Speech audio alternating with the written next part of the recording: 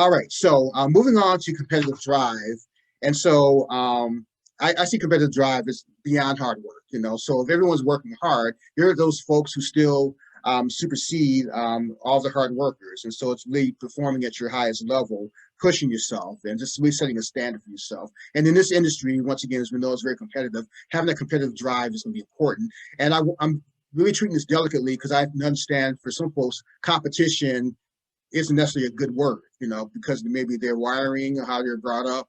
It's like, I don't like competing against other folks. But it's necessary, and it's really competing against yourself. And so I just want to encourage everyone that it's okay to compete. Doesn't mean that you're a bad person, that you're stepping over or stepping on people too. Competitiveness is good, and it can be used for good too. So with that said, I wanted to ask if James and Kat can start with that. And Kat, we're going to start with you. We haven't heard from you in a little bit, so you could just go ahead and start us off with competitive drive. Awesome. Competitive drive, I think, is really synonymous with what your competitive advantage is. I think it's super important to iterate on your own skills over time and understand where the gaps in your own comprehension of the sports industry, or maybe you're in ticket sales and in your understanding of what the ticket sales cycle might look like. And I think competitive advantage is comprised of three key parts that I think everyone should reflect on. The first is connecting your work experience with what your personal mission is or what your why is, and then how you can kind of fill in the gap for the person that or the company that you're interviewing with, or maybe you're going up for a promotion.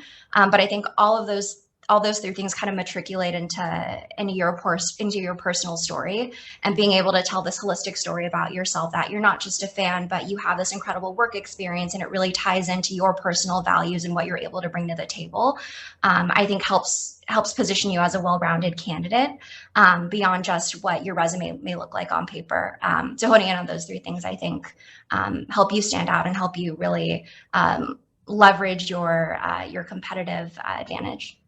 Okay, very good. And Kat, have you done recruiting in the past? Because you sounded very much like a recruiter, and that's it very positively.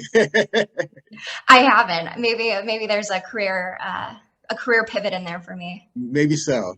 Okay, thank you for sharing that. Okay, James, why don't you go ahead and wrap this theme up for us? Yeah, I apologize in advance. My 3-year-old shadow is breaking through the door trying to get a hold of me.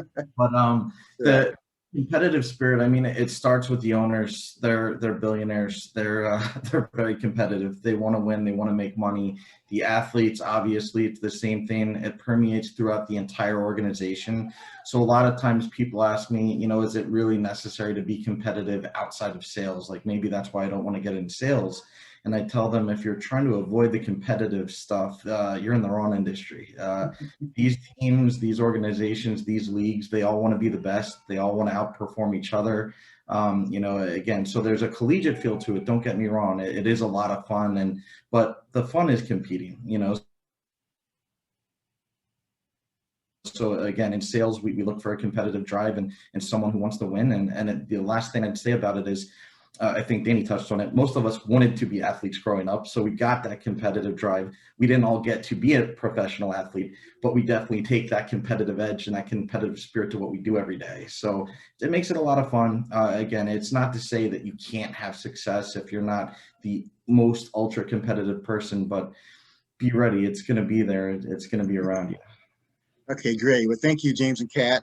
And so, obviously, in this industry, once again, being competitive is necessary. And there are variances of that too. And as James mentioned, you have to be ultra competitive, where you want to bite everyone's head off too. But it's there's a sense there where you need to. And I like what Kat said about the competitive advantage. So knowing your competitive advantage, each of us has a competitive advantage. And so just really trust and believe that, and figure that out, and that can certainly help you to move forward.